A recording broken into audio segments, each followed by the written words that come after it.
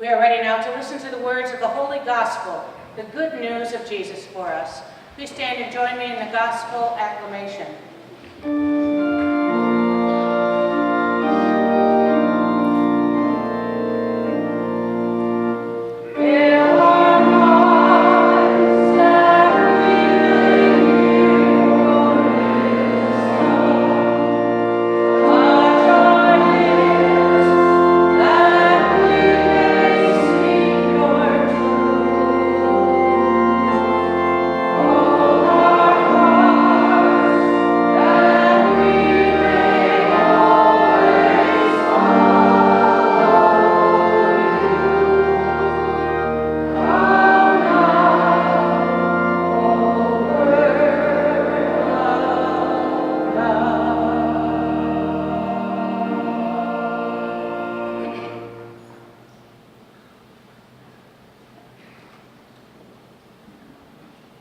My friends, the Lord be with you.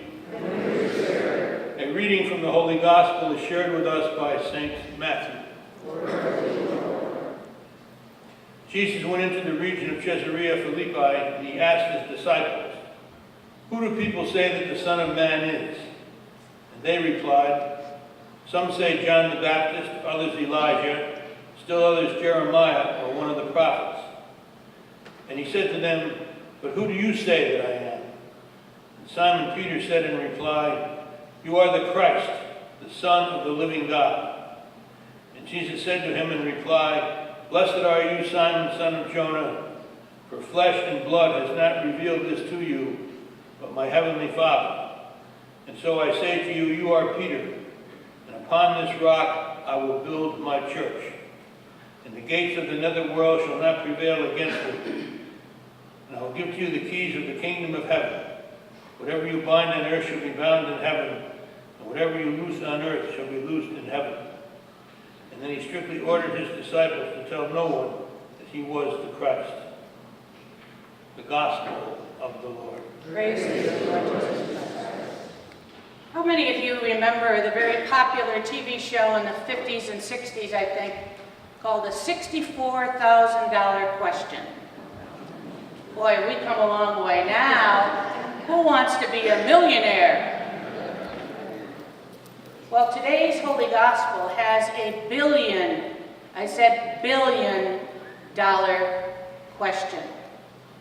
When you think about it, we spend a lot of our life's time asking questions and searching for answers, don't we? And Jesus today poses a question for all of us that is life-changing, depending upon how we are able to answer it, especially at different points in our lives.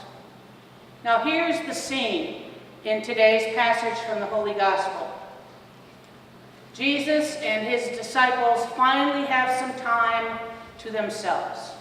And so they go off to a quiet place, and they're sitting around, probably talking about the day, just like we do when we get home from work.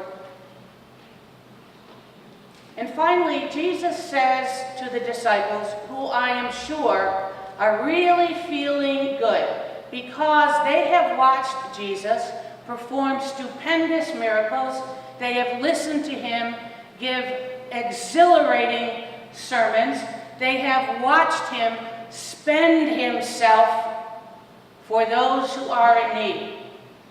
They're thinking to themselves, I am sure, I picked a winner here. This is good. I have made the right choices with my life. Things get quiet. And Jesus says, boys, have you been talking to the people that are following us? Oh yes, Jesus. Well, what are they saying about me? Who do they say that I am? And one of the disciples spoke right up. And he said, well, some say John the Baptist, others Elias, some say Jeremiah. Now, I don't think Jesus really wanted to know what the crowds out there were thinking about him, at that point anyways. He wanted to know what the disciples were thinking about him. Who did the disciples his closest friends at this point, think about him. Who did they think he was? And so he posed that billion-dollar question to them. Okay, if this is what the people are saying, but who do you say that I am? Who do you say that I am? And he poses that same question to us today and every 3 years when we hear this gospel, and hopefully in between. Who do you say Jesus is? Everybody can only answer this for themselves. So for you and me, is Jesus some shadowy figure kind of trapped up here in this stained glass window? Someone remote? Or is he an alive person who gives your life direction and meaning? By posing this question to us today, Jesus is encouraging us to put aside the answers of the crowds, people that we know, and asks us, answer this question from your heart of hearts. He's not interested in your answer being something that your third grade faith formation teacher taught you years ago. He's not interested in you answering something that you read about Jesus some time ago. He wants to know who he is for you. Knowing Jesus is the greatest grace that can ever happen to us. And we do it gradually, don't we, throughout our lives. It is a great grace that we should be so grateful for. And if what Jesus poses that question to you, you can only give the same answer as you did 30 years ago, or when you were a first communicant, then your relationship with Jesus needs work.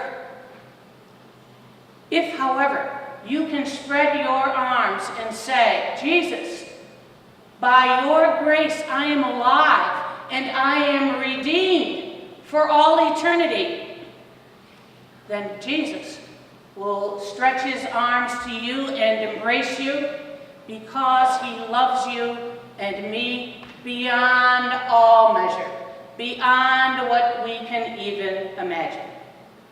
But we need to get to the point where we can recognize him. I don't read the funny papers, we call them that, the comic papers, on Sunday anymore, but I used to, especially when I was a child. And there would be different puzzles in the comic books. And one of the puzzles that I remember that I used to look forward to solving every Sunday when we got the paper, it would be a picture of a common scene, like a family at a picnic. And the question would say, can you find the man? And you look at the picture, and you'd see the children, and you see the picnic basket, and you see the mother, and you can't find the man. Where's the father and the husband? And you twist the paper, and you hold it out, and you bring it close, and all of a sudden, you see an ear in the cloud, and you see the eyes in the tree. And I can remember saying, Mom, I found the man! It's right here, I found the man. And thereafter, every time you looked at that picture, where did your eyes go? Right to the man, nothing else. Because you found the hidden man. Our Christian life, when you think about it, is exactly like that. When we can, before we go to sleep at night, think about what happened to us during the day, and be able to say to Jesus, who's asking us that question, who do you say that I am? If we can say, Jesus, I found the man, I found you in that difficult situation at work today. Jesus, I found you. I saw you. In the homeless man at the Menands Bridge. This is what our life is about, finding Jesus. And the more we are able to find him, and we're only going to find him if we're looking for him, the more we find him, then the better we are able to answer that question, who do you say that I am? This is the billion-dollar question, and so much more for each of us. And how we answer it will determine our eternity, because it is a question of life or death.